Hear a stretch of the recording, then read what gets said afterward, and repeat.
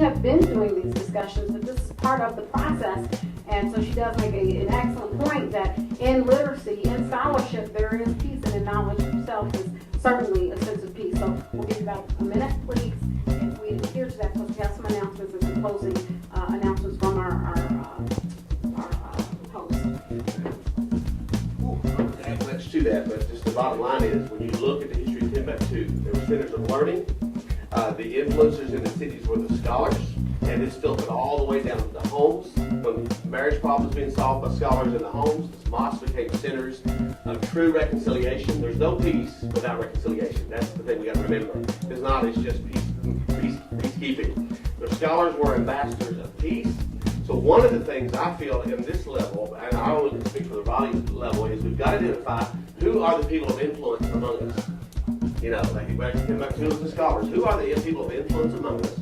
Who are the organizations that have these same dreams? How do we begin to get them talking? We need to find out what the real questions are. You know, why? Like our sister just said a moment ago, why are they dropping out at 3? I mean, we're checking out at 3 years of age. So I believe we got to start networking, forming partnerships, getting very creative, identify the people of influence, and from there a movement can begin. But it's got to be all of our problems.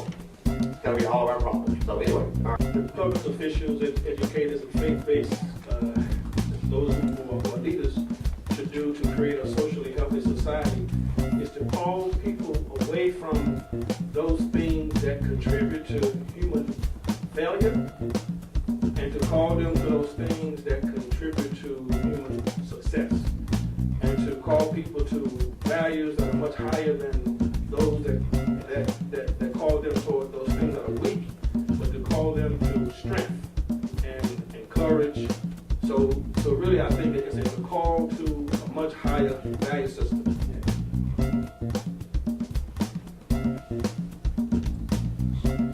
Alrighty, thank you to our panelists, Dr. Ahmed Al-Shamsi. Can you give him a hand, please?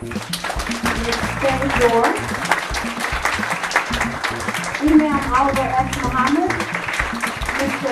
Jeff Burns. What I would like to say, and I'm going to email me, is that if you have any questions after this panel, please make sure that you stop our panelists as well as our hosts to find out when there are other programs, how you can get in contact with them. I don't know if we have a listserv and we can get that information out. I'm going to let the sister come up and talk to us in just a second. You also talk to us about the events.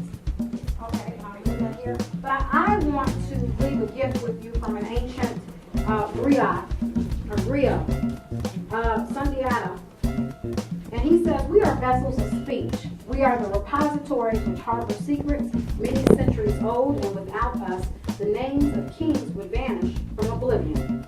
We are the memory of mankind.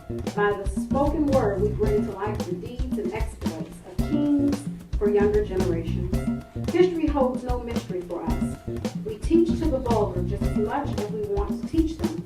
For it is we who keep the keys to the 12 doors of Mali, and I teach the kings of their ancestors, so that the lives of ancients might serve them as example. For the world is old, but the future springs forth from the past. And this is from the words of another griot, Mamadou Kiaki.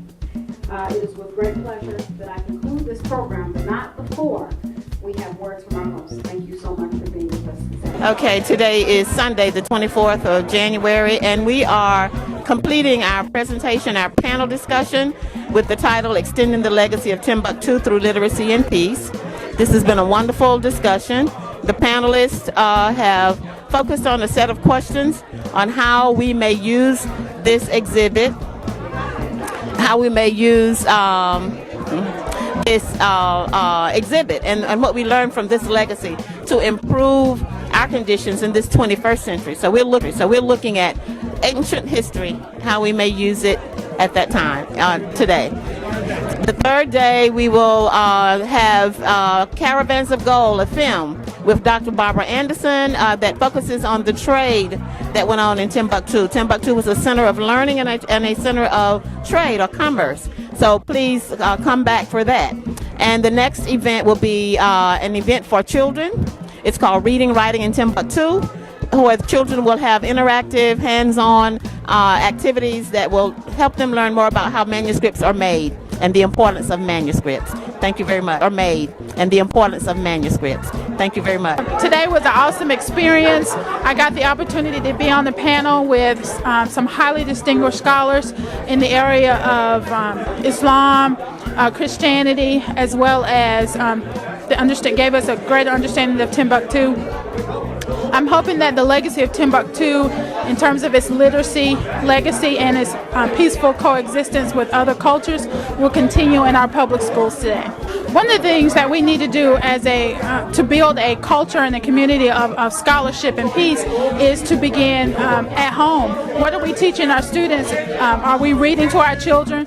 This was a very momentous occasion. It was very significant in that I believe it gave to the world, or at least Raleigh-Durham area and the surrounding areas, an opportunity to realize that Africa is not the dark continent that people thought it was, but it has a rich history, and most of the people from the African continent were people who had high values and they loved knowledge, and they passed that knowledge on to the rest of humanity.